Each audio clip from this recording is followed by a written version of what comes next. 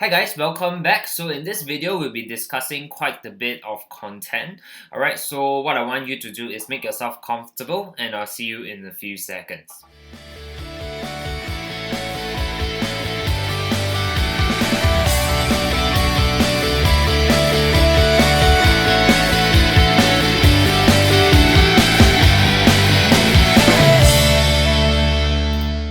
Alright guys, so first thing for this week, let's take a look into the event calendar. Alright, so for Monday itself, you can see there's no particular tier 1 data coming up. Alright, but if you look into day 2, alright, the focus will be on the Australian dollar. We are having the cash rate as well as the RBA rate statement. And of course, throughout the week, alright, from Tuesday, Wednesday onwards, we have the pound manufacturing PMI, construction PMI, as well as services PMI. Alright, something to take note of because recently the fundamental aspect of the UK side, alright, the British pound itself is not very positive, alright. So in terms of this PMI's data, you might want to take into account, alright, and take note of them, alright. Basically, if there's any positive deviation in terms of the forecast estimates, alright, price might rally, but what we are looking over here is due an opportunity to short, alright. Should price rally during the release of all this data itself? Or over in the evening, alright, on Tuesday, we have the New Zealand GDT price index, alright. This particular news do have the impact on prices as well, so you might want to take into consideration. And of course, in the later part of the week, alright, the focus will then be shifting towards the US dollar. Alright, with key data from NFP non-farm payroll as well as the average hourly earnings. Alright, last week data in terms of the US side, alright, has been positive. And moving towards the NFP and average hourly earnings, we do expect it to beat the forecast as well. Alright, but having said that, the overall fundamental shift in US has been uncertain, alright, so you might want to be even cautious trading any of the pairs that is involving the dollar itself. Alright, so these are some of the key risk events for you to take note of trading into next week.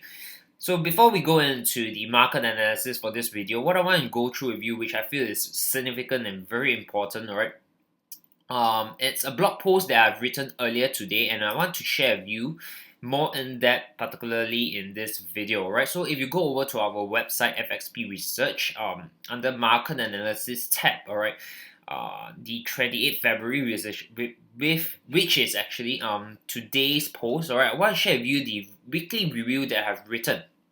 Alright, so basically the key takeaways that I want to share with you, there are two main ones, alright. The first one is personally, last week, alright, we took a pound dollar long position, alright. And once again, alright, if you read over here, the outcome of this trade was a losing trade. And of course, in terms of review, we always ask ourselves, could we have avoided this losing trade? How can we improve our performance and decision making process? And of course, the answer is a resounding yes, alright. Why? Is because fundamentally we know that pound isn't performing, and coupled with the Brexit concern, alright, if you are monitoring the pound dollar last week, alright, there's a huge gap when market opened on the Monday. So there is no reason, alright, to buy into pound dollar. But why did we still take the trade, alright? Is it because of discipline issue or etc.? What I would like to share with you is, we do take it fully aware of the risk being involved, but simply because there is a valid technical setup on that particular pair, and what we wanted to test out is whether, how significant it is in terms of the fundamental forces in the currency, right? And we are once again reaffirmed that you can't ignore the fundamental forces of the currency market, right? So here is something that I want you to take note. Alright, many retail traders only focus on the technical aspects of trading and disregard fundamental analysis. So my question to you is, why are these traders, ignoring and disregarding the fundamental aspect of currency trading, right? So is it really not important? Right, I want you to ask yourself this question. Go do some research and see whether is it really that important, or is it simply because you are just too lazy, right, to really learn and pick up this skill. Alright, so is it an excuse, or is it the fact that fundamental analysis is not important? Alright, so this is something that I would strongly encourage you to really spend some time thinking about. Right, the second key takeaway that I want to share with you over here is our journey. Alright, in February this year hasn't been very smooth sailing, I would say, and this is something that we are not afraid to share with you because it is the reality of trading. And once in a while, you do face certain challenges across during this period when you're trading, throughout your trading journey, your career. This is something that you're definitely going to face. Alright, so I even show you the screenshot. Alright, highlighted in the red box is a total of 16 trade, and out of this 16 trade, alright, this 16 consecutive trade, we actually only really had a winning trade is only one of it. Right, and the rest of the 15 is either a break-even trades or losing trades. Right, and I want to share with you is that these occurrences are not unusual. Alright, they are common throughout any trading journey, no matter what strategy you are using. Alright, you do face strings of consecutive trades, either break-even or even losers. Alright, and the key question here is then how will you react or respond when you encounter such experience? Alright, are you going to sway emotionally or psychologically? Are you going to start feeling that, oh, your strategy isn't working? I should then jump into another method in trading, or are you going to start tweaking your plan, entering more aggressively than you should? Right, so these are questions that I would like you to also think about. How are you going to manage your emotions and psychology when you're faced with such challenges in trading?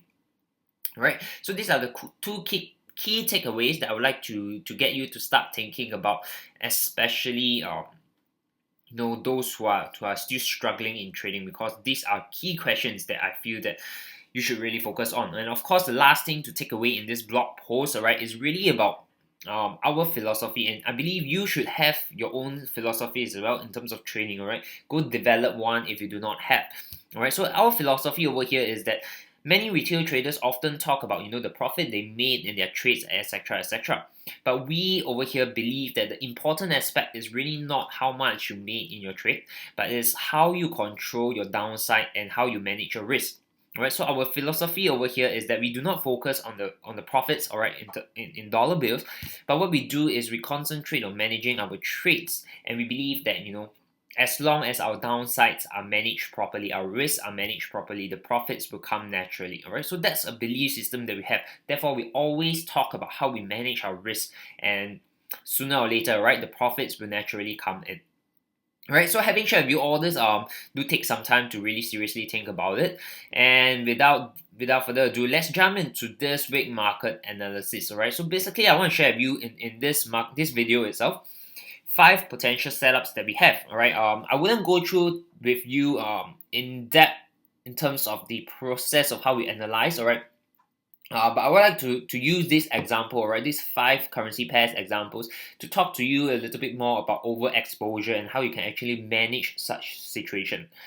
Alright, so the first one is the Aussie yen. Alright, we do have over here a bearish bad setup. Alright, basically what we are waiting for is for price to retrace all the way back up, right, towards the 0.886, which is the 85.35 level, and that's where we look for a potential short entry. Right, and of course this is on a 4-hourly chart. Similarly, on the Canadian yen, we have also a bad pattern. Alright, and price is actually pretty close towards your completion point at the 88.6 Fibonacci level again. Alright, in terms of price, is at the 86.15 to 16 level. Alright, once again, if price comes back up to this level, that's where we are looking for a short opportunity. Alright, on the third pair, we have the Swiss franc, Japanese yen. Alright, this is a structured trade. Alright, basically still using a lot of Fibonacci. Alright, what you're seeing over here is the price has been moving in a downwards direction. Alright, and what we are waiting for is price to retrace to the previous support resistance level in confluence with a Fibonacci of 786. Right, so if price retrace back towards the 115.5 level, that's where we'll be looking for a short opportunity. All right, and let's go over to the pound yen. Right, pound yen, we have a few different setups over here. In this particular chart, what you're looking at is a potential cipher pattern, all right, a bearish one, and it's still some distance away for the completion of this pattern. But should price comes all the way back up towards the 170.65 level, that's where we're looking for a short opportunity. But before this completion of this cipher pattern, we do have another potential valid pattern or setup, I would say, all right, which is more on structural trading. All right, you can see price has been moving down, retrace and continue break lower lows. So what we are waiting for is for price to retrace back up towards this level in terms of previous structure, previous support resistance in confluence with a Fibonacci of 618, and that's where we'll be looking for a short opportunity, right? And of course, should price continue rally, you'll be stop out of this position and looking for a potential cipher pattern. And the last pair that I want to go through with you is the New Zealand yen. Alright, similarly another bad pattern. Alright, waiting for price to retrace back up towards the 88.6 level, which is 78.65. Alright, should price comes back up once again, we are looking for a short opportunity. Alright, so if you have been paying attention, alright, these total 5 currency pairs, alright, all involve the yen, alright, all involve the Japanese yen. And not only that, alright, in terms of all the potential setups that we are looking at, we are all selling these pairs. Right? So if you're sharp enough, you realize that if you're selling the Japanese yen pair, alright, what it means you are literally buying Japanese yen, alright, because what you're doing is you are selling New Zealand and buying yen, selling pound and buying yen, selling franc and buying yen. Alright, so if you enter all 5 at the same time, alright, your exposure will be 5 times on the Japanese yen. Right, something that I would say most of the traders might not be aware of this. Right, but if you are managing risk, alright, you want to take note of not overexposing yourself in a single particular currency pair. Right, so under such situation, how do you manage it? Alright, so there are 2 approaches to it. One is, say for example, usually you trade 2% risk per trade.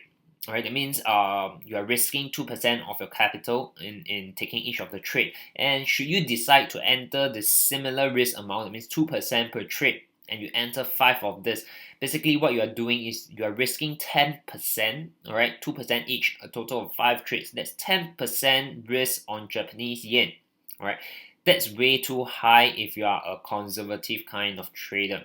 Right, so because what it means is that if yen decide to turn against you, you simply lose 10% of your equity. That's too high, alright?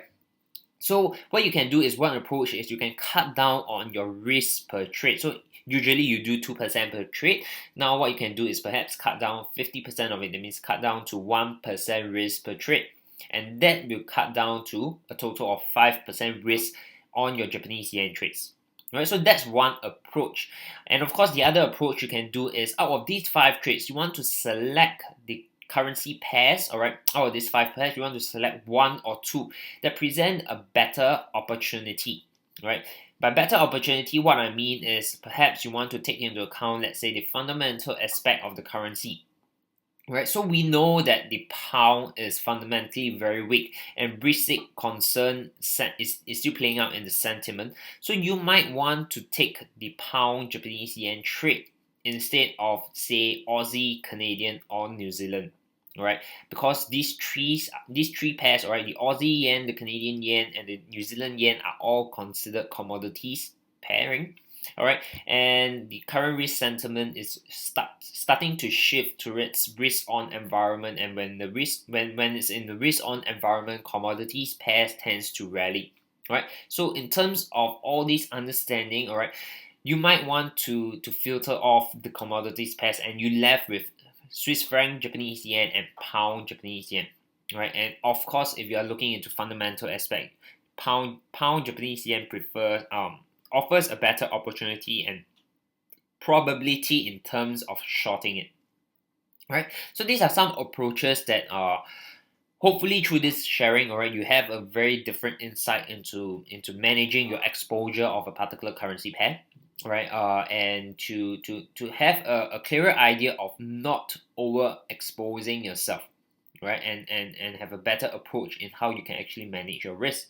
Right, so with that, what I'll do is I'll drop you, because we go through pretty quickly in terms of all these five. What I'll be dropping you is is the specific price level that we'll be looking at. Alright, so you can refer to it at the bottom of this video. And should you have any questions, alright, that you're not clear of in terms of the topic that we have discussed in this video, feel free to drop your questions under the comment section, alright, and I'll be replying all of them.